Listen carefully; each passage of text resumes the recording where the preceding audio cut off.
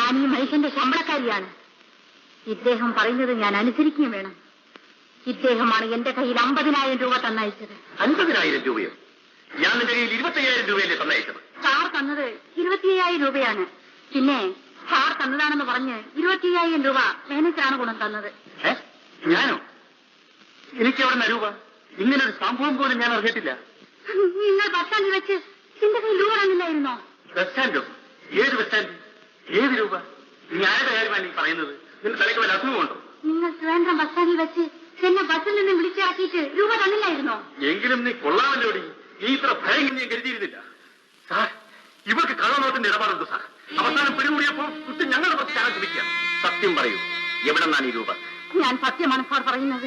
Manager തന്നതാണ്. ആദ്യം പറഞ്ഞത് KB പിള്ള തന്നു എന്നല്ലേ? അദ്ദേഹം തന്നു, മാനേജറും തന്നു. നുണ പറയുന്നു. ഈ കള്ളനോട്ടുകൾ നിങ്ങളുടെ വകയല്ലേ? സാർ, ഞാൻ നിരപരാധിയാണ് സാർ.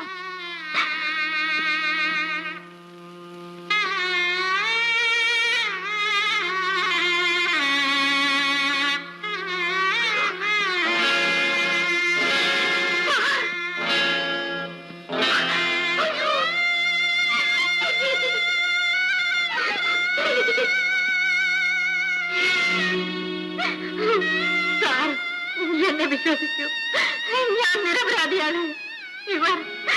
ഇവരെല്ലാരും കൂടി എന്നെ ചതിക്കായിരുന്നു. ഞാൻ പറഞ്ഞതെല്ലാം സത്യമാണ് സാർ. അല്ല, നീ പറഞ്ഞ മുഴുവൻ കള്ളമാണ്. നീ ഭയങ്കര കള്ളിയാണ്.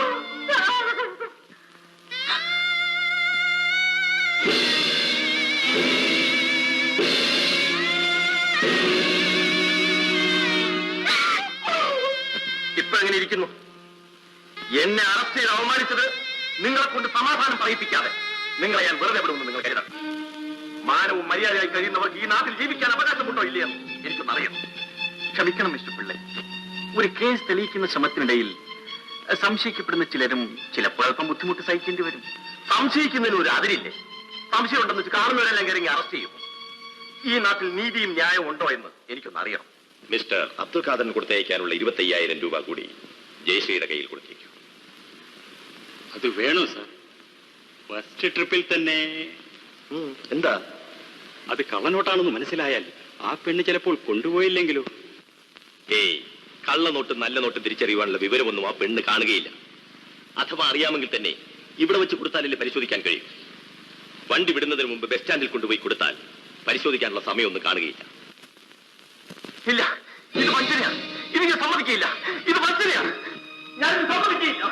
ഇത് വഞ്ചനയാണ്. ഇല്ല ഇല്ല, ഞാൻ സമ്മതിക്കില്ല.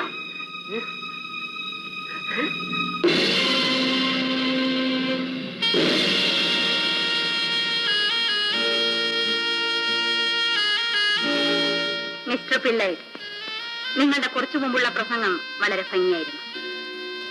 നിങ്ങൾ അപരാധിയാണോ അല്ലേ എന്ന് നിങ്ങളുടെ ഈ പരിഭ്രമം തന്നെ വിളിച്ചു പറയുന്നുണ്ട്.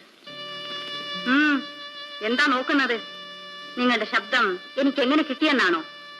ഞാൻ നിങ്ങളുടെ വീട്ടിൽ വന്ന അന്നു മുതൽ തിരുവനന്തപുരം വിടുന്നത് വരെയുള്ള നിങ്ങളുടെ ഓരോ ചലനവും ശ്രദ്ധിച്ചിട്ടുണ്ടായിരുന്നു. നിങ്ങൾ ആരോടെല്ലാം എന്തെല്ലാം സംസാരിച്ചിട്ടുണ്ടോ അതെല്ലാം ഞാൻ റെക്കോർഡ് ചെയ്തിട്ടുണ്ട്. ഇത്രമാത്രം ബുദ്ധിമാനായ നിങ്ങൾക്ക് എന്റെ ഈ ബാഗ് ശ്രദ്ധിക്കാൻ കഴിഞ്ഞില്ലല്ലോ. ഇനി നിങ്ങളുടെ കാര്യം നിങ്ങൾ ഇപ്പോൾ പ്രസംഗിച്ച നീതി നിയമങ്ങൾ തന്നെ നോക്കിക്കൊള്ളും. ഇതെനിക്ക് തിരുവനന്തപുരത്ത് വെച്ച് തന്നെ ആകാമായിരുന്നു. പക്ഷേ ഇവരെല്ലാം നേരിട്ട് പരിചയപ്പെടാൻ സാധിക്കുമായിരുന്നില്ല. നിങ്ങൾ കായംകുളത്തിൽ നിന്ന് കയറുമ്പോഴേ CID ഓഫീസേഴ്സ് ആണെന്ന് ഞാൻ മനസ്സിലാക്കി. ഇവർ ബുദ്ധിമാന്മാരാണ്. നോട്ടുകെട്ടുകൾ മാറ്റിക്കൊടുത്താൽ നല്ല നോട്ടുകളും കൊണ്ട് അബ്ദുൽ ഖാദർ പൊയ്ക്കൊള്ളും. KPS നായർക്ക് കിട്ടിയ ഈ കള്ളനോട്ടുകൾ നല്ല നോട്ടുകൾ എന്ന ധാരണയിൽ സൂക്ഷിക്കുകയും ചെയ്യും. അങ്ങനെ മാത്രമേ ഇവരെയെല്ലാം നമുക്ക് പിടിക്കാൻ കഴിയൂ എന്ന് എനിക്ക് തോന്നി.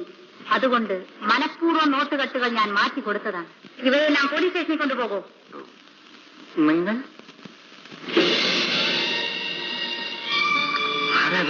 Central CID office. ഈ പാവത്തിന് ഇതിലൊന്നും പങ്കില്ല. വിട്ടേക്കൂ. ക്ഷമിക്കണം മിസ്റ്റർ വേണുഗോപാൽ. എന്ത് ചെയ്യാം? പല കള്ളങ്ങളും പറയേണ്ടി വരും, പലതും അഭിനയിക്കേണ്ടി വരും. എന്റെ ഉദ്യോഗം അതാണ്. ക്ഷമിച്ചു.